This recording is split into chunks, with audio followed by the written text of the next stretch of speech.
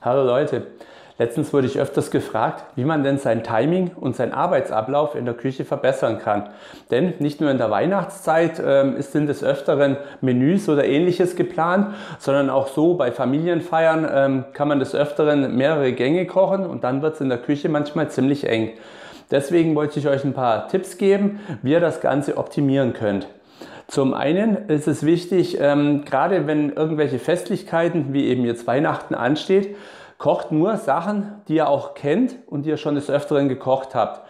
Denn dann fühlt ihr euch sicher, ihr kennt den Ablauf der einzelnen Menüs oder der Gerichte und könnt so eben auch selber gut einschätzen, inwieweit ihr was vorkochen könnt oder etwas planen könnt oder wie lange die Gerichte eben brauchen. Wenn ihr allerdings Gerichte habt, wie jetzt zum Beispiel eine Gans an Weihnachten, die könnt ihr zum Beispiel an St. Martin machen, ein paar Freunde einladen, denen schon vorher erklären, dass ihr was Neues ausprobieren wollt und dann das da eben schon mal probieren. Dann seid ihr euch nämlich an Weihnachten sicher, wie es klappt oder wenn es nicht klappt, was ihr verbessern könnt.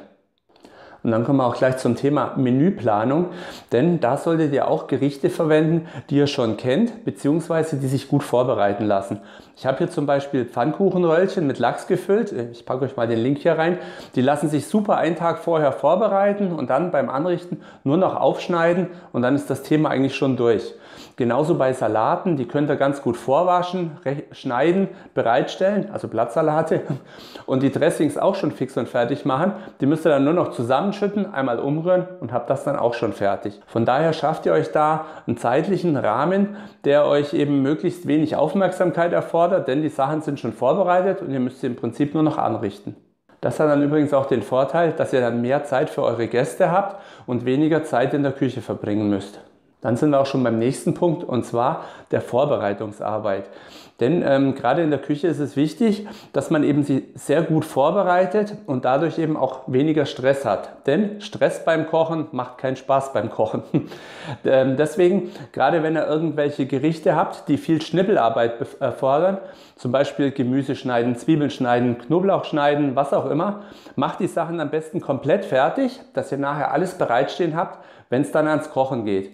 Erfahrene Köche kriegen das hin, dass es nebenbei eben schon auf dem Herd steht und die Sachen dann geschnitten werden, wenn sie es brauchen. Aber gerade wenn man nicht so die Erfahrung hat und nicht so den Plan, wie lange jetzt was braucht, richtet euch die Sachen am besten vorher her. Ihr könnt euch auch die Gewürze und alles bereitstellen, denn dann habt ihr das nachher beim Kochen deutlich einfacher.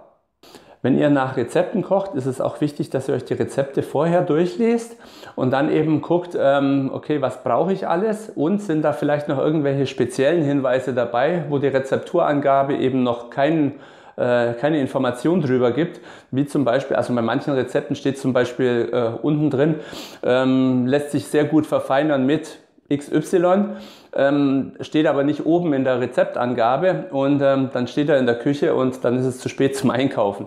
Deswegen das Rezept erstmal einmal komplett durchlesen und am besten schon mal gekocht haben. Und dann klappt das nachher auch beim Kochen.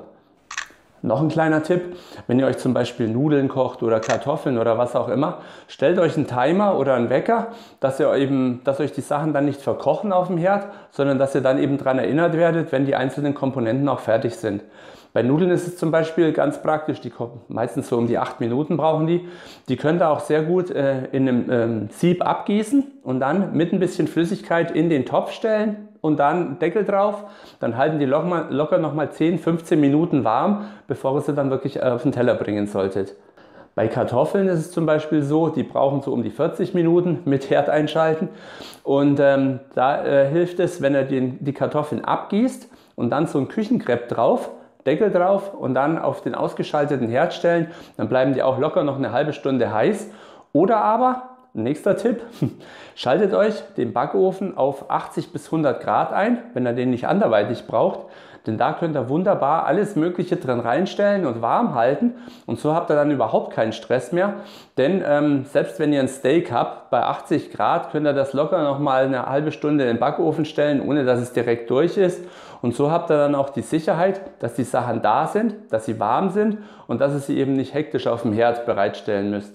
Den Herd habt ihr dann frei, zum Beispiel um Soßen warm zu machen oder was auch immer ihr noch braucht und könnt eben so möglichst stressfrei kochen.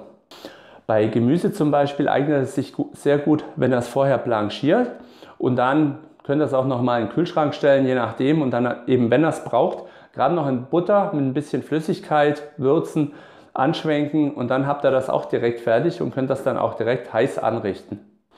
Und falls ihr jetzt noch irgendwelche Fragen dazu habt, dann schreibt sie mir gerne unten in die Kommentare, vielleicht habe ich irgendwas vergessen. Oder aber, wenn ihr noch ein paar gute Tipps habt, auch damit in die Kommentare.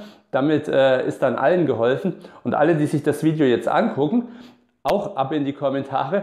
Guckt euch das mal durch, weil manchmal findet man da eben auch Tipps und Ratschläge, so wie ich, vielleicht habe ich auch noch was vergessen. Und da könnt ihr euch dann auch noch ein paar Tipps und Ratschläge holen von Leuten, die da eben noch ein paar zusätzliche Informationen haben. So, in diesem Sinne, wir sind am Ende des Videos. Ich danke euch herzlich fürs Zuschauen. Bis zum nächsten Mal. Viel Spaß beim Kochen.